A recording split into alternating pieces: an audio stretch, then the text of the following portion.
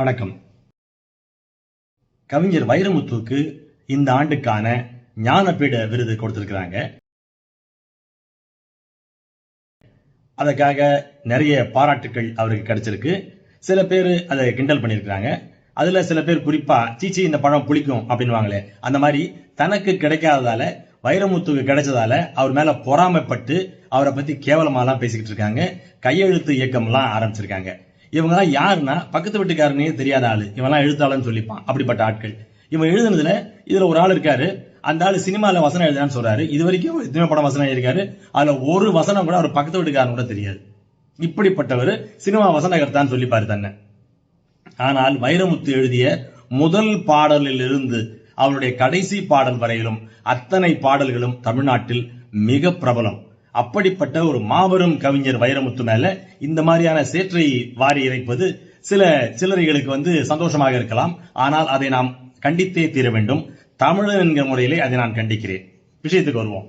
இப்ப வைரமுத்து என்கிறவர் யாருன்னா ஒரு சினிமா பாடலாசிரியர். தனிப்பட்ட முறையில எனக்கும் வைரமுத்துக்கும் சில இது உண்டு, மனக்கசப்புகள் உண்டு. நான் பத்திரிகையில் இருந்தப்ப ஒரு சின்ன தகராறு ஆச்சு எனக்கு அவருக்கும். பிறகு விஐபி அப்படிங்கிற படத்தில் நான் ஒர்க் பண்ணப்ப எனக்கும் அந்த எங்க டைரக்ஷன் டீமுக்கும் அவருக்கும் ஒரு சின்ன மனக்கசப்பு ஏற்பட்டுச்சு. தனிப்பட்ட முறையில எனக்கு வைரமுத்துவை அவ்வளவாக பிடிக்காது. ஆனால் அவருடைய கவிதை அதை நான் எனக்கு பிடிக்காத ஒரு மனிதரை வச்சு அவங்களுடைய படைப்பை நான் அளவிடவே மாட்டேன். எனக்கு பிடிக்காத ஒருத்தர் இருந்த விட அவரோட படைப்பு நல்லா இருந்தா அந்த படைப்பை நான் பாராட்டுவேன்.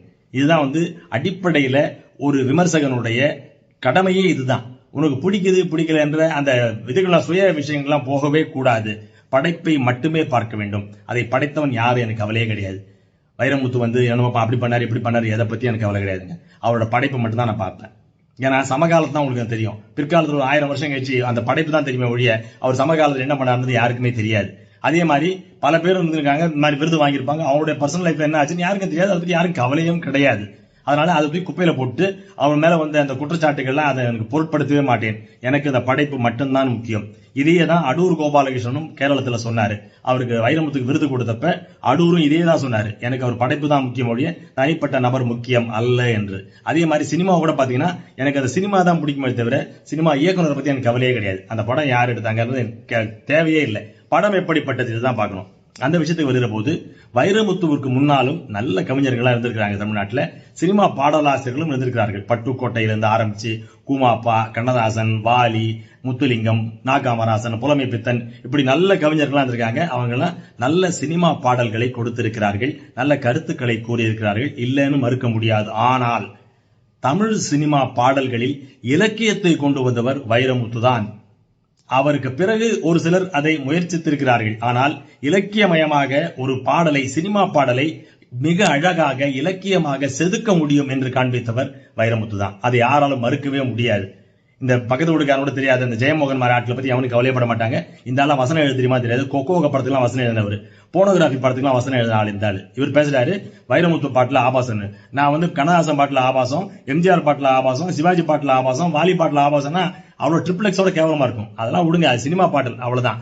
ஆனால் வைரமுத்து எப்படிப்பட்ட சிறப்பான பாடல்களை எழுதியிருக்காருன்னு பாத்தீங்கன்னா, சரியான மொழிபெயர்ப்பு வைரமுத்துவோட பாடல்கள் கிடைத்தது என்றால் அதை அழகான ஆங்கிலத்திலே மொழிபெயர்த்தால் அவருக்கு நோபல் பரிசே கிடைக்கும். அப்படிப்பட்ட கவிதைகளை அவர் எழுதியிருக்கிறார். சின்ன சின்ன விஷயங்கள் சினிமா பாட்டுல பாத்தீங்கன்னா, இதுல முதல் பாட்டே கூட பாத்தீங்கன்னா பிச்சு உதறி இருப்பார் அவர். வானம் எனக்கு ஒரு போதி மரம், நாளும் எனக்கு அது செய்தி தரும் அப்படிங்கிறாரு. வானத்தை போதி மரமாக யாருமே உருவப்படுத்தலைங்க, இவர்தான் உருவப்படுத்தினார் முதல் முறையாக. முதல் பாட்டிலேயே அப்படிப்பட்ட ஒரு கவித்துவமான இலக்கியத்தை அவர் படைத்தார். அதற்கு பிறகு எத்தனையோ பாடல்கள், நான் கிட்டத்தட்ட ஒரு 1000 பாட்டை கோட் பண்ணுவேன். ஆனா காலம் கருதி சில பாடலை மட்டும் நான் சொல்றேங்க. இதுல எழுதியிருப்பாரு, நினைவெல்லாம் நித்தியால ஒரு பாட்டு எழுதியிருப்பாரு. அதுல சொல்லுவாரு, வசந்தங்கள் வாழ்த்தும் பொழுது உனது கிளையில் பூவாவேன், இலையுதிர் காலம் முழுதும் மகிழ்ந்து உனக்கு வேறாவேன். எவ்வளவு அழகா இருக்கு பாருங்க.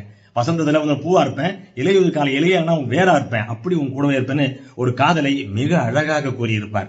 அதே மாதிரி பாத்தீங்கன்னா இதுல எழுதியிருப்பாரு, உன் வெள்ளி கொலுசொலி வீதியில் கேட்டால் அத்தனை ஜன்னலும் திறக்கும், நீ சிரிக்கும் போது பௌர்ணமி நிலவு அத்தனை திசையிலும் உதிக்கும், நீ மல்லிகை பூவை சூடிக்கொண்டால் ரோஜாவுக்கு காய்ச்சல் வரும், நீ பட்டுப்புடவை கட்டிக்கொண்டால் பட்டுப்பூச்சிகள் மோட்சம் வரும்னு அலைகள் ஓய்தல் எழுதியிருப்பார். அவ்வளவு அழகான கவிதை இது. நான் பாத்தீங்கன்னா நார்த் இந்தியாவில் நான் வாழறப்ப அங்க இருக்கிற அந்த நார்த் இந்தியன் மக்கள் எல்லாம் சொல்லுவேன், இவரோட கவிதை எப்படி இருக்கு பாருங்க. உங்களுடைய குல்சாரோட கவிதையோ அல்லது மற்ற கவிஞரோட கவிதையோ பாருங்க. இந்த இலக்கியம் இருக்கான்னு பாருங்க. இதே குல்சாருக்கு 2023 ஞானபீடம் கொடுத்தார்கள். அந்த குல்சாரை நான் தனிப்பட்ட முறையில் சந்தித்திருக்கிறேன். வைரமுத்துனா அப்படி மதிப்பார். அவர் வைரமுத்துனா பயப்படுவார். வைரமுத்து பேரை கேட்டால் நடுங்குவாரு. ஏன்னா வைரமுத்து அப்படிப்பட்ட மா கவிஞன்றது அவருக்கு தெரியும். இங்கதான் லோக்கல் இருக்கிறவங்க தான் வைரமுத்து பார்த்து குறைக்கும் ஒழிய அவருக்கு சர்வதேச அளவிலும் தேசிய அளவிலும் மாபெரும் ரசிகர்கள் உண்டு. அதுவும் மாபெரும் அறிவாளிகளே அவருக்கு ரசிகர்களாக இருக்கிறாங்க. இது பாத்தீங்கன்னா வெறும் காதல் பாட்டை மட்டும் எழுதினாரா? இல்ல, புரட்சிகரமான பாடல்களும் பல பாடல்களை அவர் எழுதியிருக்கிறார். ஒன்றுபட்ட மக்கள் உண்டு, இங்கு என்ன மிச்சம் உண்டுன்னு தண்ணீர் ஒரு பாட்டை எழுதியிருப்பாரு. அது எவ்வளவு அழகான பாடல்.